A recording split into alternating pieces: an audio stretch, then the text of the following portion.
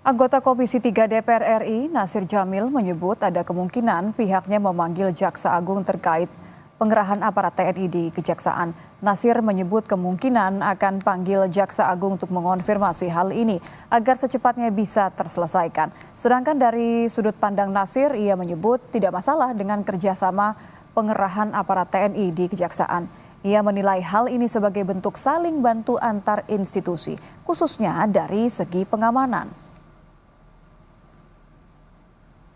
Ya, menurut saya bisa saja nanti dalam rapat dengan kejaksaan, ya apakah Jaksa Agung, apa Jampitsus atau Jaksa Agung muda lainnya untuk bisa mengkonfirmasi soal ini sehingga semuanya clear, tidak ada prasangka atau tidak ada katakanlah image atau spekulasi yang negatif. Apalagi memang Presiden Pak Prabowo Subianto sudah memerintahkan secara khusus kepada Kejaksaan Agung dan institusi negara lainnya agar penertiban kawasan hutan menjadi prioritas.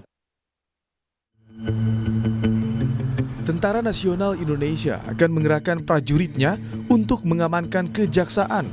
Perintah tersebut tertuang dalam telegram Panglima TNI tertanggal 5 Mei 2025.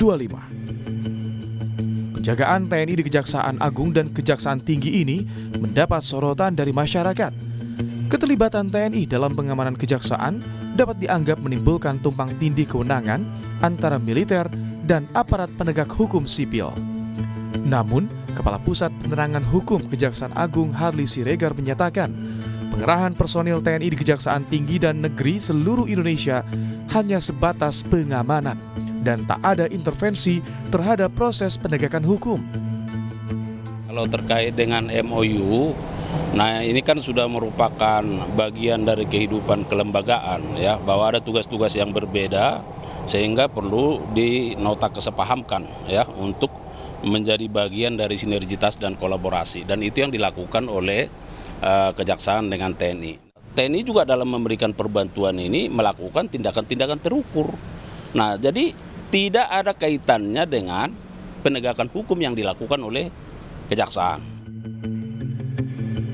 Kapuspen TNI Maijen Christo Mesianturi menyatakan kerjasama antara TNI dan Kejaksaan sudah ada sejak 2018 dan diperbarui pada tahun 2020 dan 2023. Ia menegaskan pengamanan tersebut merupakan bagian dari kerjasama pengamanan yang bersifat rutin dan preventif.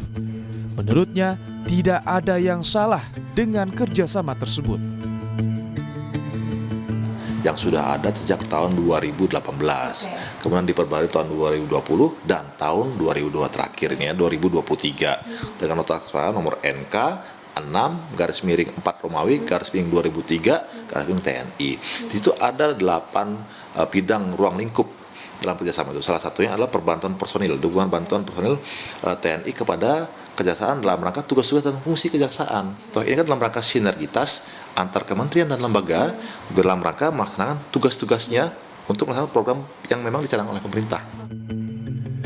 Adapun soal pengawalan melekat terhadap pejabat kejaksaan saat ini masih didiskusikan, sebab nantinya akan berpengaruh dengan jumlah pengamanan bangunan dan aset Korps Adiaksa.